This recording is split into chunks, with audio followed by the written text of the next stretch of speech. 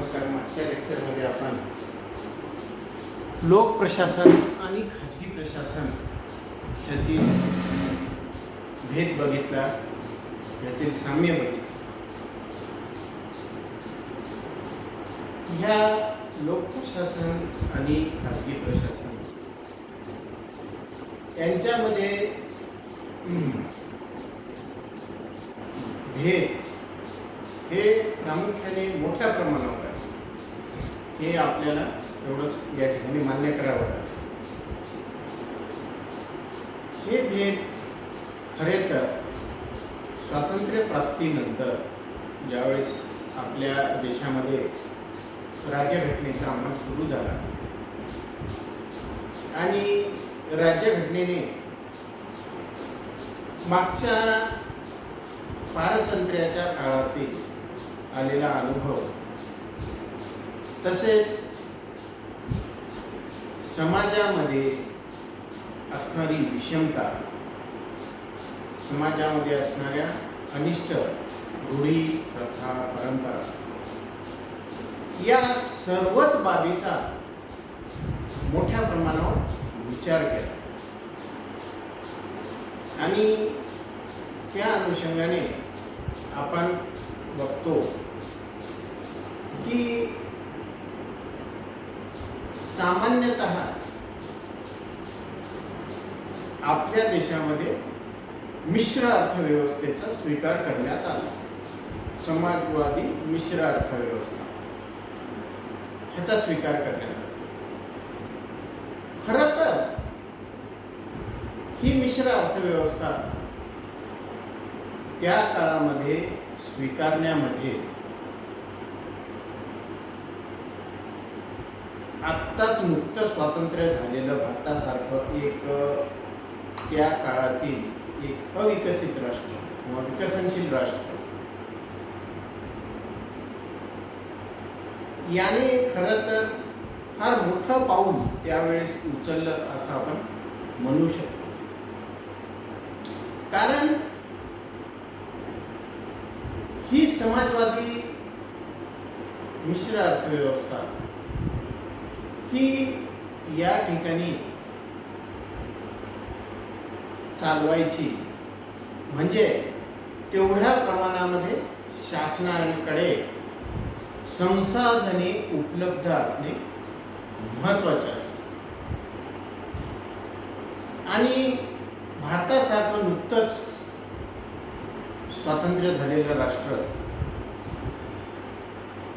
ज्याचं मोठ्या प्रमाणावर परकीय शक्तीद्वारे प्रचंड आर्थिक शोषण हे करण्यात आलेलं होतं आणि अशा वेळी मुबलक संसाधने ही निश्चितच त्यावेळी शासनाकडे नव्हती. मग शासनाला विविध ह्या क्षेत्रामध्ये आर्थिक गुंतवणूक करून ह्या आर्थिक क्रिया प्रक्रिया त्या ठिकाणी पार पाडायच्या होत्या आणि ह्या आर्थिक क्रिया प्रक्रिया त्या ठिकाणी ज्या शासनाला पार पाडायच्या होत्या एवढ्या मोठ्या प्रमाणावर संसाधनाची उपलब्धता नसताना हे एक शासनाने घेतलेलं फार मोठं पाऊल त्या काळात होतं. आणि यामुळे आपण बघतो की देशामध्ये जी प्रशासकीय व्यवस्था आणि त्या काळात तिची असणारी वैशिष्ट्ये ही प्रामुख्याने याच धर्तीवर त्या ठिकाणी पूर्णतः तरतुदीत करण्यात आलेल्या होत्या. कारण शासनाला सर्व क्षेत्रामध्ये विकास साध्य करायचा होता. सोबतच जनसामान्याला न्याय भूमिका उपलब्ध करून द्यायची होती.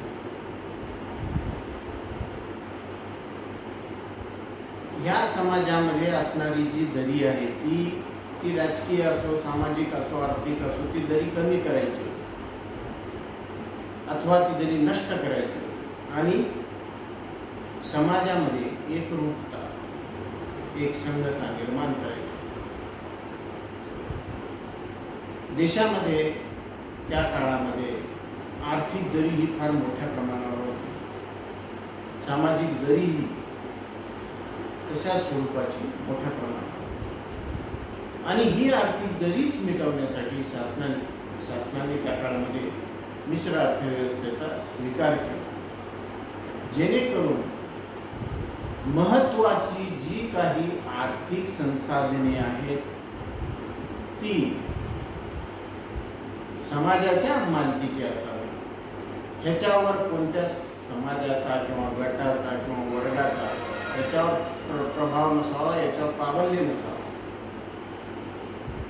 जर का ही आर्थिक सत्ता एकीकडे केंद्रित झाली तर समाजामध्ये ही आर्थिक दरी वाढत जाईल आणि ज्याचं निदान करणे हे भविष्यात कठीण होते. या दृष्टिकोनातून शासनाने आपण बघतो की सामाजिक कल्याणाची, कल्याणकारी राज्याची संकल्पनेचा स्वीकार केला आणि या संकल्पनेतनं शासनाने या जनतेच्या पालकत्वाची भूमिका घेतली आणि त्या अनुषंगाने त्या काळामध्ये मोठ्या प्रमाणावर अधिकार, विशेष अधिकार, कार्य, जबाबदाऱ्या ह्या लोकप्रशासनाकडे एकवटलेल्या आपल्याला दिसून येतात. आणि त्या अनुषंगाने लोकप्रशासनामध्ये मक्तेदारी आणि अशा स्वरूपाच्या विशेषणाचं प्राबल्य लोकप्रशासनामध्ये निर्माण झालं. आणि त्यामधून आपण बघतो की लोकप्रशासन आणि खाजगी प्रशासन यांच्यामध्ये मोठ्या प्रमाणावर तफावत, भेद हे त्या काळात आपल्याला दिसून येतं. ही एक पार्श्वभूमी आहे. त्या काळामध्ये लोकप्रशासन आणि खाजगी प्रशासन यांच्यामध्ये असणाऱ्या ह्या भेदाची, डिफरन्सेसची, पण पुढे चालू सामान्यतः आपण 1991च्या नंतरचा जर काळ बघितला तर ह्या 1991 नंतरच्या काळामध्ये जे प्रचंड प्रमाणात, मोठ्या प्रमाणात बदल त्या ठिकाणी झाले की संपूर्ण जग हे एकरूप झाल्यासारखं झालं जागतिकीकरणाच्या प्रक्रियेमुळे. जागतिकीकरणाच्या ह्या प्रक्रियेमुळं देशादेशामध्ये असणारे हे जे निर्बंध आहेत, हे निर्बंध त्या ठिकाणी मोठ्या प्रमाणात शिथिल झाले आणि याचा मोठा परिणाम हा ह्या लोकप्रशासन आणि खाजगी प्रशासनाच्या संबंधावर झालेला आपल्याला दिसून येतो. कारण यामधून लोकप्रशासनाची जी मक्तेदारी स्वरूपाची जी वैशिष्ट्य होते, ह्या वैशिष्ट्याचा कुठेतरी संकोच झालेला आपल्याला दिसून येतो. सोबतच खाजगी प्रशासन नाची काही वैशिष्ट्ये ही लोकप्रशासनालाही पुढे लागू झालेली आपल्याला दिसून येतात. जसे की स्पर्धात्मकता, कॉम्पिटिशन हे केवळ खाजगी प्रशासनापुरतंच मर्यादित राहिलं नाही, तर त्याचा सामना लोकप्रशासनालाही करावा लागेल. या स्पर्धात्मकतेमध्ये आता केवळ खाजगी प्रशासनच राहिले नाही, तर लोक प्रशासन सुद्धा यामध्ये उतरलेले आपल्याला दिसून येते. सुरुवातीच्या काळामध्ये अनेक स्वरूपाची जाहिराती ह्या लोकप्रशासनामार्फत करण्यात येत नव्हत्या, पण आजच्या काळात आपण लोकप्रशासन सुद्धा ह्या जाहिराती करून अधिक जनसामान्याला आपल्याकडे आकर्षित करण्याचा प्रयत्न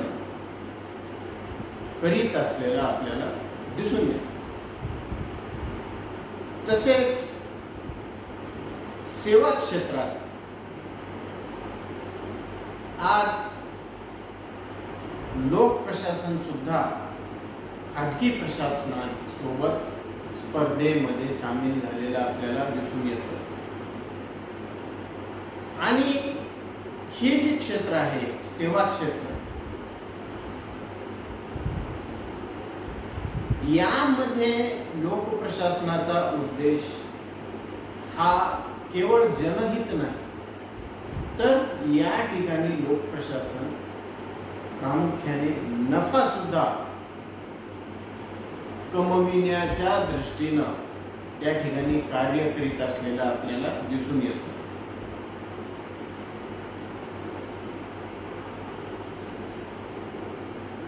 सोबतच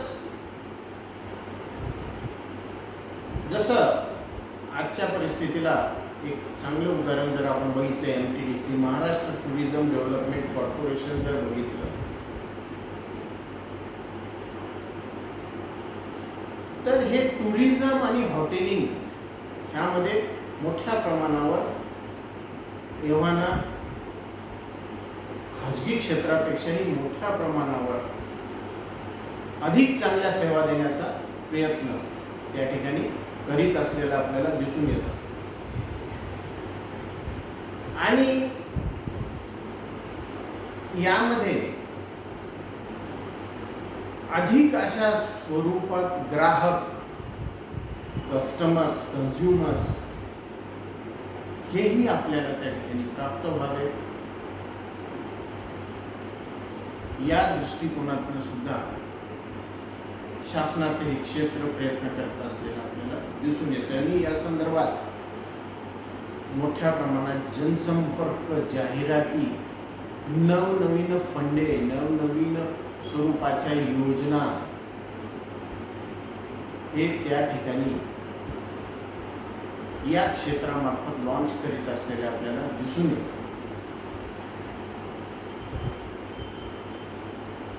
अशा पद्धतीनं या 1991 नंतरच्या काळामध्ये प्रामुख्याने लोक प्रशासन, खाजगी प्रशासन यांच्यामध्ये भेद यापेक्षा यांच्यामध्ये साम्यच फार मोठ्या प्रमाणावर बघायला आपल्याला मिळतं.